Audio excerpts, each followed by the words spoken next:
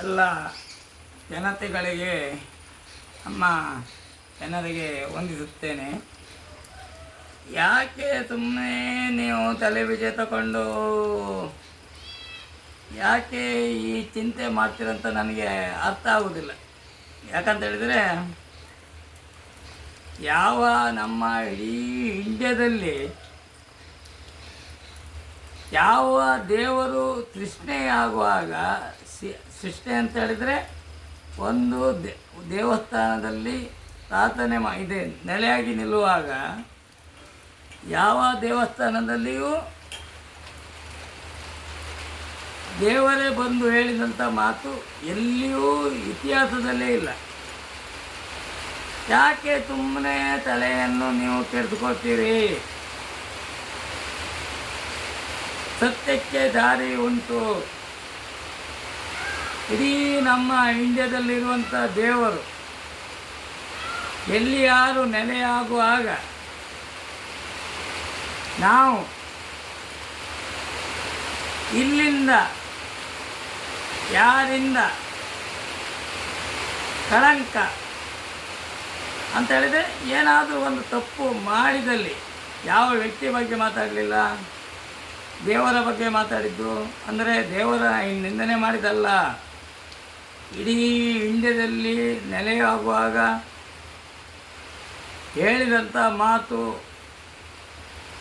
ನಿಮಗೆ ಗೊತ್ತಿಲ್ಲದಿದ್ದರೆ ನಿಮ್ಮ ಹಿರಿಯರವರಲ್ಲಿ ಕೇಳಿ. ಹಾಗೆ ನೀವು ಧರ್ಮಸ್ಥಳ ಕ್ಷೇತ್ರ ಮಹಾತ್ಮ್ಯದಲ್ಲಿ ನೋಡಿ,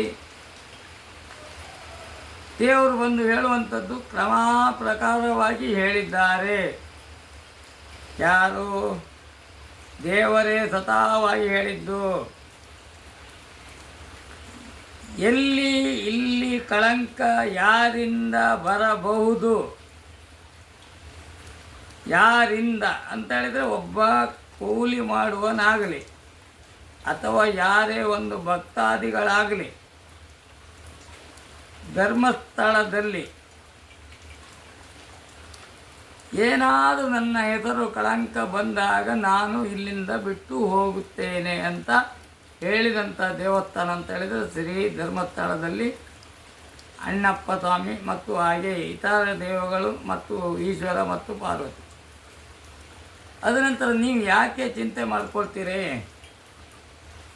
ಅದನ್ನು ಗಮನಕ್ಕೆ ತನ್ನಿ ನೀವು ಮೊದಲಾಗಿ. ಯಾಕಂತ ಹೇಳಿದರೆ ಅದು ನಾವು ಬಾರಿ ಮಾತಾಡಿದರೆ ಅದಕ್ಕೇನು ಕಲೆ ಇಲ್ಲ. ನಾವು ಕೇವಲ ದೇವರ ಹೇಳಿದ ಮಾತನ್ನು ಕೇಳಬೇಕು. ಇಡೀ ಇಂಡಿಯಾದಲ್ಲಿ ಎಲ್ಲ ದೇವಸ್ಥಾನದಲ್ಲೇ ಉಂಟು. ನೆಲೆಯಾಗಿರುವಾಗ ಹೇಳಿದಂಥ ಮಾತಂತ ಹೇಳಿದರೆ ಧರ್ಮಸ್ಥಳದಲ್ಲಿ ಇತಿಹಾಸದಲ್ಲಿ ಒಂದೇ.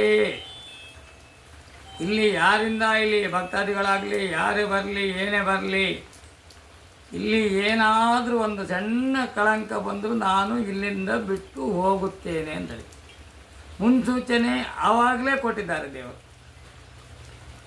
ಈಗ ಸುಮ್ಮನೆ ನೀವು ಬಾಯಿ ಪಡ್ಕೊಂಡು ಹಾಗಾಗಿದೆ ಹೀಗಾಗಿದೆ ಅಂತ ಹೇಳಬಾರ್ದು. ಅದರ ಬಗ್ಗೆ ನಾವು ತಿಳ್ಕೊಳ್ಬೇಕಾದಂಥ ವಿಷಯ ಏನಂತ ಹೇಳಿದರೆ, ಯಾವುದೇ ಪ್ರತಿಭಟನೆ ಮಾಡೋದು ಬೇಡ, ಯಾರ ಬಗ್ಗೆ ಅಪನಿಂದನೆ ಮಾಡಬಾರ್ದು.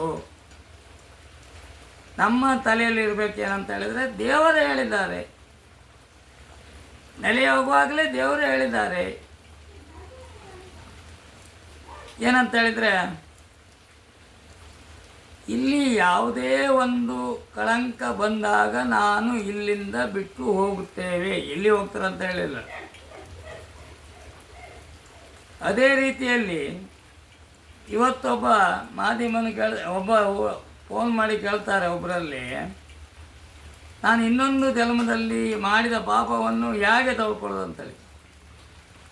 ಅವನಿಗೆ ಇನ್ನೂ ಗೊತ್ತಿಲ್ಲ. ಮನುಷ್ಯರ ಜನ್ಮ 7 ಜನ್ಮ ಅಂತ ಹೇಳ್ತಾರೆ.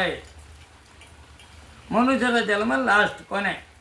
ಏನೇ ಪಾಪ ಮಾಡಲಿ, ಏನೇ ಪುಣ್ಯ ಮಾಡಲಿ, ಏನೇ ಮಾಡಿದರೂ ಕೊನೆ ಅಂತ ಮನುಷ್ಯರ ಜನ್ಮ. ನಮಗೆ ಅಲ್ಲಿ ಏನು ಪುಣ್ಯ ಮಾಡಲಿಕ್ಕೆ ಆಗ್ತೋ, ಇನ್ನೊಂದು ಜನ್ಮದಲ್ಲಿ ಏನಾದರೂ ನಾನು ಇವತ್ತು ಪಾಪ ಮಾಡಿದ್ದೇನೆ, ಇನ್ನೊಂದು ಜನ್ಮದಂಗಾದ್ರೂ ಪುಣ್ಯ ಮಾಡ್ತೇನೆ, ಅಥವಾ ಇನ್ನೊಂದು ಸ್ಥಳದಲ್ಲಿ ಹುಡ್ತೇನೆ, ಇನ್ನೊಬ್ಬರು ಹೊಟ್ಟೆಯಲ್ಲಿ ಹುಡ್ತೇನೆ, ದೇವರ ಹೊಟ್ಟೆಯಲ್ಲಿ ಹುಟ್ಟುತ್ತೇನೆ ಅಂಬುದಿಲ್ಲ, ಯಾವುದೇ ರೀತಿಯಲ್ಲಿ ಇಲ್ಲ. ಕೊನೆಯ 7ನೇ ಜನ್ಮ ಅಂತ ಹೇಳಿದರೆ ಮನುಷ್ಯರ ಜನ್ಮ. ಇನ್ನು ನಾನು ಕೇಳಿದ ಇತಿಹಾಸದಲ್ಲಿ ಮನುಷ್ಯರ ಜನ್ಮ ಅಂತ್ಯ. ನಾವೆಲ್ಲ ಜನ್ಮವನ್ನು 6 ಜನ್ಮ ಆಗಿದ ನಂತರ ನಮಗೆ ಬರುವಂಥದ್ದು ಇದು 7ನೇ ಜನ್ಮ.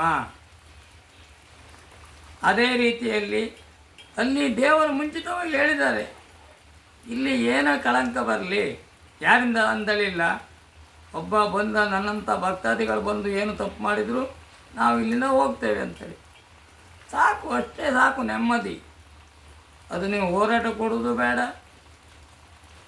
ಅದನ್ನು ಟೆನ್ಷನ್ ಮಾಡ್ಕೊಳ್ಳೋವಂಥದ್ದು ಇಲ್ಲ. ನ್ಯಾಯ ಸಿಗ್ತದೆ, ಸತ್ಯಕ್ಕೆ ದಾರಿ ಇದ್ದೇ ಇದೆ. ನಾನು 1000 ಸಲ ಹೇಳ್ತೇನೆ, ಸತ್ಯವನ್ನೇ ತೋರಿಸ್ತೇನೆ, ನಿಜವಾದ ದೇವರನ್ನು ನಿಮ್ಮಲ್ಲಿ ಎದುರೇ ತೋರಿಸ್ತೇನೆ, ದೇವರಲ್ಲಿ ಮಾತಾಡಿಸ್ತೇನೆ ಅಂತೇಳಿ. ಎಲ್ಲರೂ ಅದನ್ನು ಯಾಕೆ ಅದನ್ನೇ ಹೇಳ್ಕೊಂಡು ಅದನ್ನೇ ಇದು ಮಾಡಿಕೊಂಡು ಅದು ದೇವರು ನೋಡ್ತಾರೆ. ಸತ್ಯ, ಧರ್ಮ, ನ್ಯಾಯ, ನೀತಿ ಅದು ದೇವರಿಗೆ ಗೊತ್ತಿರ್ತದೆ ಯಾವ್ಯಾವುದನ್ನು. ಅದೇ ರೀತಿಯಲ್ಲಿ ಈಗ ಜಾತಿ ಭೇದನ ಅಂತ ಜಾತಿ ಬರ್ತದೆ. ಯಾವ ದೇವಸ್ಥಾನದಲ್ಲಿ ಇಂತಿಂಥರೇ ಪೂಜೆ ಮಾಡಬೇಕಂತೇಳಿ ಉಂಟು. ಇಡೀ ನಮ್ಮ ದೇಶದಲ್ಲಿ ಶ್ರೀ ವನದುರ್ಗಿ ಕಾಜ್ರಾಳಿ ಅಮ್ಮನ ಸನ್ನಿಧಾನದಲ್ಲಿ ಇವತ್ತು ಯಾವ ಜಾತಿಯರು ಬಂದು ಪೂಜೆ ಮಾಡಬಹುದು. ಇಡೀ ಇಂಡಿಯಾದಲ್ಲಿ ಯಾವ ಜಾತಿಯವರು ಬಂದು ಅಲ್ಲಿ ಮನುಷ್ಯರ ಜಾತಿಯವರು ಬಂದು ಪೂಜೆ ಮಾಡಬಹುದು ಅಂಥೇಳಿ ಸತ್ಯವಾಗಿ ನಡೆಯುವಂಥದ್ದು ಶ್ರೀ ಕ್ಷೇತ್ರ ಕಾಜಾಳಿ ಅಮ್ಮನವರ ಸನ್ನಿಧಾನದಲ್ಲಿ. ಈಗ ಬಂದಿದೆ, ನೀವು ಪುರೋಹಿತರು ಮತ್ತೊಂದು ಇತರು ಅಂಥೇಳಿ ಎಲ್ಲ ಪ್ರತಿಯೊಬ್ಬರು ಪುರೋಹಿತರನ್ನು ಓದ್ಬೋದು.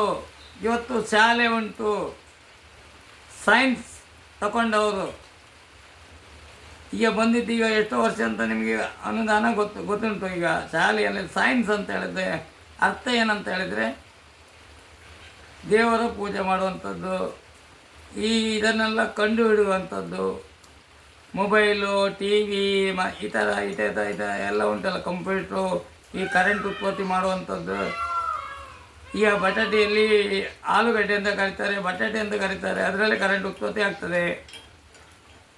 ಲಿಂಬೆಹಣ್ಣಿನಲ್ಲಿ ಆಗ್ತದೆ, ಬಾಳೆಹಣ್ಣಿನಲ್ಲಿ ಆಗ್ತದೆ.